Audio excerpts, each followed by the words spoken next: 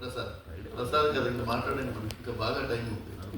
ఎందుకంటే ఇంకా తర్వాత కాలక్షేపం చేయాలి మనం.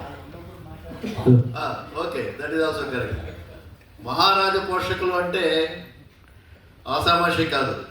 2018 వరకు ఏఎస్ రాజా గారు వారి కుటుంబం అసలు ఈ నాటకోత్సవాలు చేద్దామని ప్రపోజ్ చేసిందే ఏఎస్ రాజా గారు.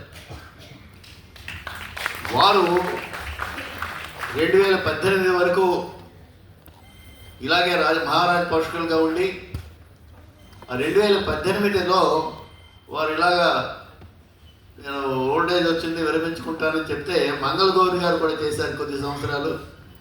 తర్వాత స్పాంటేనియస్గా వైడా Krishnaprasad garu, Rambabu garu, don't worry we're here, we will do it అని ముందుకు వచ్చి రాజుగారికి మనకి కమిటీకి అష్యూరెన్స్ ఇచ్చి మహారాజ పోషకులుగా 2018 నుంచి ఇప్పటి వరకు ఉండడమే కాదు తరతరాలుగా ఉంటానని చెప్పి ఆయన ఇచ్చిన వాగ్దానానికి మనం ఒకసారి గట్టిగా అభినందించాలి.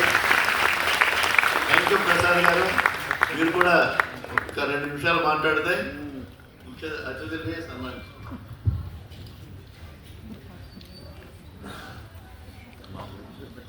ఈరోజు నిజంగా 8 సంవత్సరాల నుంచి అంతకుముందు కూడా నాటకాలకు వచ్చేవాడిని, కానీ ఈరోజు చాలా ఎక్కువ మంది వచ్చారు. కింద పైన కూడా నిండిపోవటం నిజంగా నా మనసు కూడా నిండిపోయింది. దానికి తగ్గట్టుగానే నాటిక కూడా ఎంతో అద్భుతంగా ఉండి అందరి హృదయాల్ని ద్రవింపచేసింది. మేబీ నాకు తెలుసో తెలియకో నా చిన్నతనంలో కాకినాడ తాతగారు యంగ్ మెన్స్ హ్యాపీ క్లబ్ అని కాకినాడలో నాటక సంస్థ, దానికి అధ్యక్షులుగా ఉండేవారు.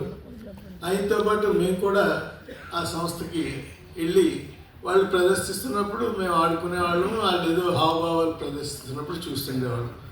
అది తాతగారు ఆ రకంగా నాటకాలకి మా చిన్నప్పటి నుంచి కూడా ఆయన పోషణ చేసేవారు.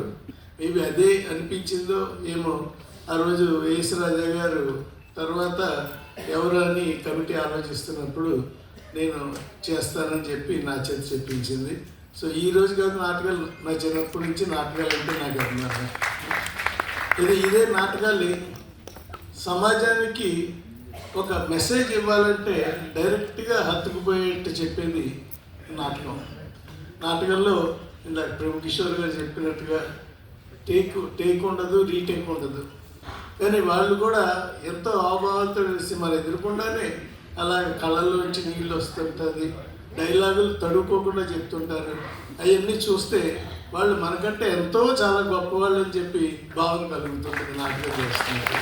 సో అలాగే ఇలాంటి అవకాశాన్ని నాకు నా కుమారుడు జ్ఞాపకార్థం చేయటం నిజంగా చాలా సంతోషం.